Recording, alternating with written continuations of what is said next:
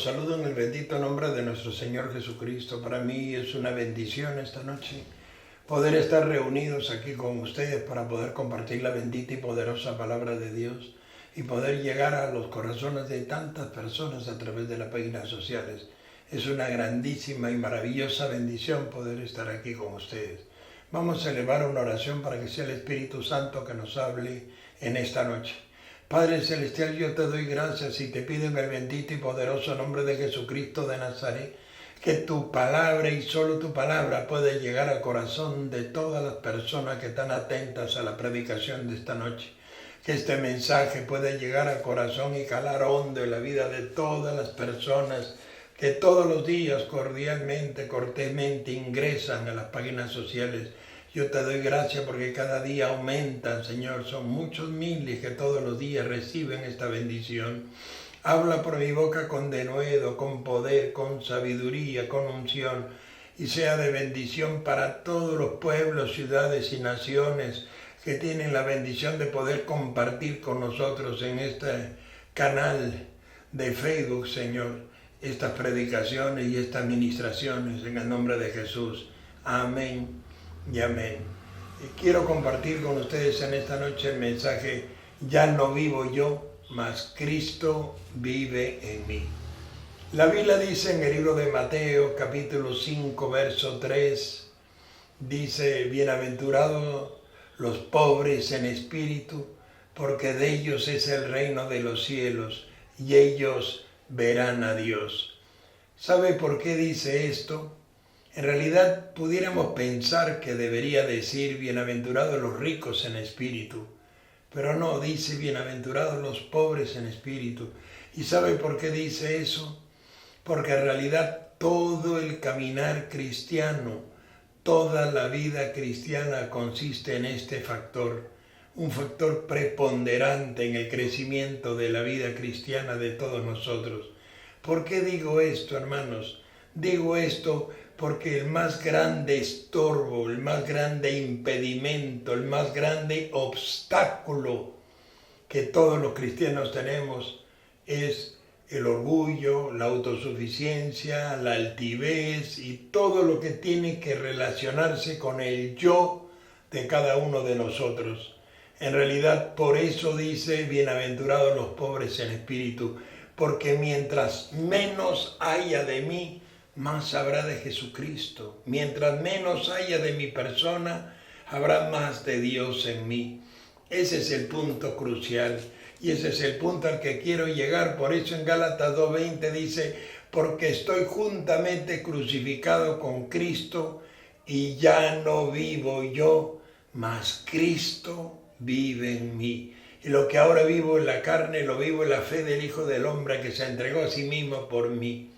Es el punto y el factor más importante. ¿Por qué digo esto, hermanos? Porque dice la Biblia, hermanos, que para que el hombre pueda ser levantado, para que el hombre o la mujer pueda ser usado por Dios, tiene que sacar todo lo que él representa. Tiene que sacar de él todo, tiene que despojarse a sí mismo, como dijo el pasaje bíblico.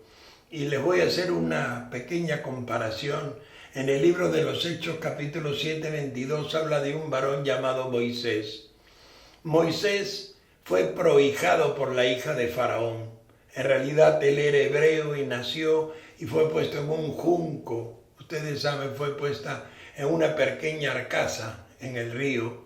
Y la hija de Faraón lo prohijó y lo hizo pasar por su hijo. Pero cuando Moisés se enteró de que era hebreo, prefirió ser castigado con sus hermanos antes de los deleites temporales del pecado. Y eso fue algo importante que marcó su vida. Ahora les voy a decir por qué tomo esto como ejemplo.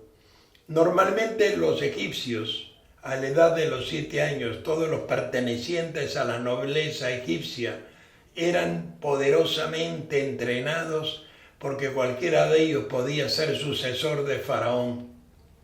Así que a los 7 años le entregaban una daga, una espada, un casco, y le entregaban un carruaje de oro para aprender a combatir, luchar y pelear. Le enseñaban las artes de la guerra, le enseñaban letras, ciencias, sabiduría y el conocimiento de las letras egipcias. Por eso en el libro de los Hechos, capítulo 7, 22, dice que Moisés era diestro en palabras, preparado por los egipcios. Y ustedes pueden ver que a lo largo de la historia egipcia nunca jamás hubo un faraón que no fuera soldado, guerrero y que pudiera conducir al pueblo egipcio. Todos desde la edad de los 7 años eran poderosamente entrenados en todo el conocimiento de la ciencia y de la sabiduría egipcia, en las artes de la guerra, en el combate y un entrenamiento muy riguroso para toda la nobleza egipcia. Hermanos, Moisés tomó 40 años para convertirse en alguien, 40 años para convertirse en un sucesor de Faraón o tal vez en un heredero del trono. Y esos 40 años él los cambió, como dije antes, en vez de participar de los deleites temporales del pecado, prefirió ser castigado juntamente con sus hermanos, y ahí ocurrió lo que nadie esperaba. Moisés, por defender a uno de sus hermanos, mató a un egipcio y tuvo que salir huyendo de Egipto para que no lo mataran. Dice la palabra de Dios, hermano, que así como le tomó 40 años ser alguien, a Dios le tomó 40 años despojarlo de todo lo que él era. Durante esos 40 años que vivió en el desierto de Madián y se casó con Séfora y tuvo hijos y se convirtió en un simple pastor de ovejas, él dejó todo lo que había recibido, todo lo que había aprendido, todo lo que él representaba, todo lo que él era, lo dejó en el desierto.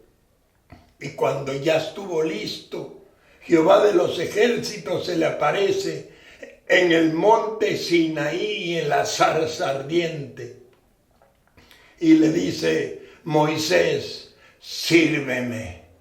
Y ahí comienza la historia de Moisés con Dios. A partir de ese momento, cuando ya Moisés no era nada, no representaba nada, no quedaba de él nada, solamente un simple pastor de ovejas, sencillo y humilde, fue cuando Dios le dijo: ahora Moisés, sírveme. La misma historia la representa el apóstol Pablo, dice Filipenses 3:7.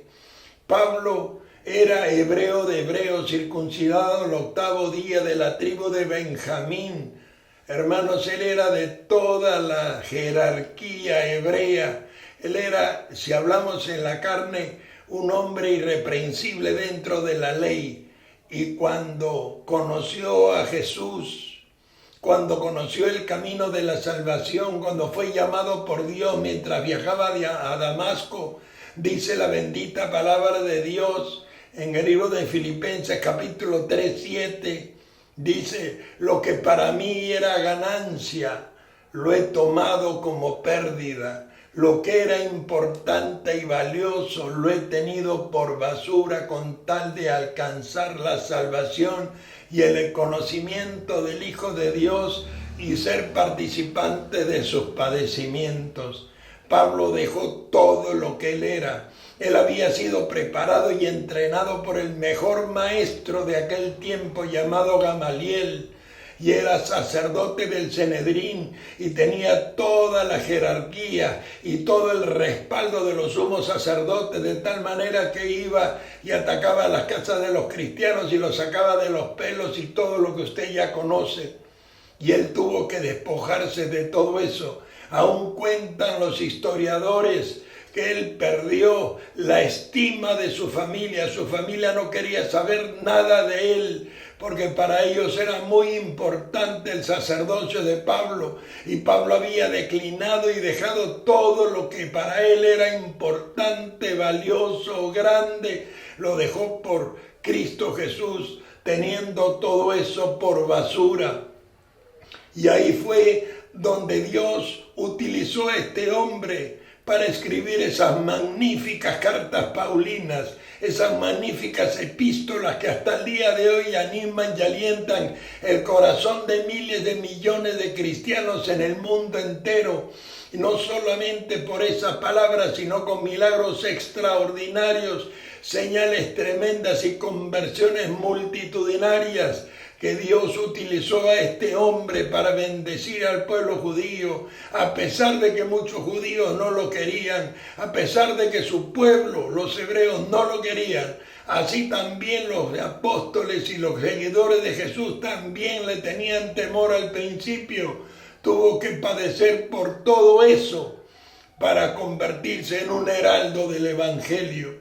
No solo estamos hablando de Pablo o de Moisés, el mismo Jesús de Nazaret es un ejemplo. En el libro de Filipenses capítulo 2:6 dice, siendo en forma de Dios, no estimó a ser igual a Dios como cosa que aferrarse, sino que se despojó a sí mismo, haciéndose siervo semejante a los hombres, y estando en la condición de hombre, se humilló, haciéndose obediente hasta la muerte y muerte de cruz. Jesús de Nazaret declinó su investidura celestial. Jesús de Nazaret se despojó de su investidura celestial y se hizo semejante a los hombres, y estando en la condición de hombre, se humilló haciéndose obediente. Acuérdese lo que dice Lucas 22:42, que en el huerto de Getsemaní él suplicaba por su vida. Él le rogaba al Dios Todopoderoso, si es posible, pase esta copa de mí, pero no se haga mi voluntad, sino la tuya. Y por segunda vez, si es posible, pase esta copa de mí, pero no se haga lo que yo quiero, sino lo que tú quieres. Al punto que Lucas 22:43 tuvo que descender un ángel del cielo, porque él ya no tenía fuerzas. Él mismo se despojó a sí mismo, dándonos un ejemplo, convirtiéndose el mismo Hijo de Dios, en el que habita toda la plenitud de la deidad, en siervo semejante a los hombres, para alcanzar un nombre que es sobre todo nombre, que en el nombre de Jesús se doble toda rodilla de las que están en los cielos, en la tierra y debajo de la tierra, y todo nombre confiese que Jesucristo es el Señor. Amados hermanos, aquí tenemos un gran misterio. Por eso en el libro de San Juan capítulo 5:44 dice, vosotros no podéis creer porque recibís gloria los unos de los otros. ¿Sabe algo? Eso está en tu naturaleza humana. El hombre quiere reconocimiento, el hombre quiere ser el mejor médico, el mejor ingeniero, el mejor político, el mejor predicador, el mejor mafioso, el más famoso, y sucesivamente. De esta forma, ustedes se dan cuenta que el hombre siempre ha querido reconocimiento, no importa en qué área. Él siempre ha querido reconocimiento. Jesús no. Cuando Jesús predicaba el Evangelio, ¿qué decía? ¿Qué decía San Juan capítulo? Dice, las palabras que yo os hablo, San Juan 4:10 dice, las palabras que yo os hablo, 14:10, perdón, las palabras que yo os hablo, no las hablo por mi propia cuenta, sino que el Padre que mora en mí, Él es el que hace las obras. Él nunca dio testimonio de Él. Él dio testimonio de aquel que le envió. Él nunca buscó gloria para Él, sino la gloria del unigénito Hijo de Dios. Él dio la gloria al Padre. Él dio testimonio del Padre. Y el Padre quiere que toda la gloria sea para Él. Por eso, a lo largo de la vida cristiana, todo el caminar cristiano, las pruebas y las luchas que usted y yo pasamos, ¿qué propósito tienen? Tienen el propósito de crear dependencia.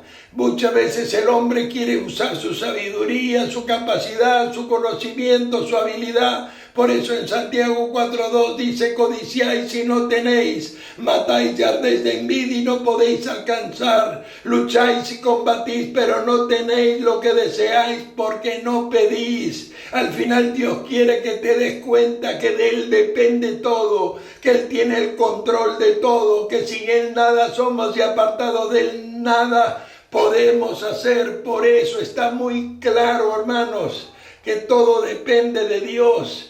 Dios, a lo largo de todas las pruebas y de todas las situaciones difíciles que vivimos, nos va despojando de todo lo que usted es, de todo lo que usted representa, de todo lo que usted quiere representar o ser, para que la gloria sea toda de Dios. Por eso la Biblia dice: tenemos esta vasija de barro, tenemos este tesoro en vasija de barro, para que la excelencia del poder sea de Dios y no de nosotros, que estamos atribulados en todo, mas no angustiados, en apuro, mas no desesperados. Dice: perseguidos, mas no desamparados, derribados, pero no destruidos, llevando en el cuerpo por todas partes la muerte de Cristo como una huella en nuestro ser. ¿Para qué? Para que la vida de Cristo se manifieste en nuestro cuerpo mortal. Dios quiere que usted sea un instrumento, pero para eso tiene que deponer todo lo que usted es. Y todo lo que vivimos, y todo lo que pasamos, y todos los problemas que atravesamos, y todas las luchas que cada día tenemos que experimentar, tienen ese propósito. Quiere Dios crear dependencia de Él. Quiere decir que sin Él usted se dé cuenta que no puede hacer nada. La razón de la existencia del hombre es honrar, alabar y glorificar el nombre de Dios sobre esta tierra a lo largo de nuestro peregrinaje, porque dice la Biblia que somos peregrinos y extranjeros en una tierra temporal y pasajera. El propósito del hombre no es alcanzar bienes materiales, ni riqueza, ni comodidades, ni nada de eso. El propósito del hombre es echar mano de la vida eterna, y la única forma de hacer eso es agradando a Dios. Por eso Dios nos ha puesto aquí, para darle a Él gloria, honra y alabanza. Y eso hace que Él honre a los que le honran, y que todas las cosas vengan por añadidura. Por eso, hermanos, tenemos que despojarnos a nosotros mismos. Tenemos que permitir a Dios que taladre lo más profundo de nuestros corazones, sacando todo lo que usted cree que es, todo lo que usted cree que representa, o todo lo que usted cree que sabe, para que cuando usted se dé cuenta que no sabe nada, dice: cuando sean sabios, háganse ignorantes, cuando sean fuertes, háganse débiles, para que la gloria de Dios resplandezca, porque el poder de Dios se perfecciona en nuestras debilidades. Y el nombre de Jehová de los ejércitos sea poderosamente exaltado. Hermanos, ese es el punto más trascendente de la vida cristiana, y todos nosotros tenemos que dejarnos purificar, taladrar, transformar, para que Dios sea exaltado, y para que ya no viva yo, sino viva Cristo en mí. Y cuando eso sea así, Dios será muy, pero muy grande en usted. Dios hará de usted un instrumento de gloria. Dios hará de usted un instrumento de gloria y de poder para alabanza de su nombre. Mientras no, eso no será posible. Dios quiere que usted se despoje a sí mismo para usarlo grande y poderosamente. Yo les dejo esta reflexión, que espero haya sido de bendición para todos ustedes y para mí también, y podamos alcanzar una tremenda y maravillosa conexión con Jesucristo, despojándonos a nosotros mismos para que Él pueda vivir en nosotros, para que ya no viva yo, sino viva Cristo en mí en toda su plenitud. Les dejo esta reflexión y esta poderosa palabra, que espero haya sido de bendición para todos ustedes. Vamos a hacer una corta oración para despedirnos. Padre Celestial, yo te doy gracias por esta tu poderosa palabra, que cale hondo en los corazones de todos mis hermanos y hermanas que están recibiendo este mensaje, que sea de mucha bendición para todos ellos, y que llegue al corazón de mucha, pero mucha gente que todos los días nos está viendo en las páginas sociales. En el nombre de Jesús. Amén y amén. Que Dios les bendiga grandemente. Aleluya.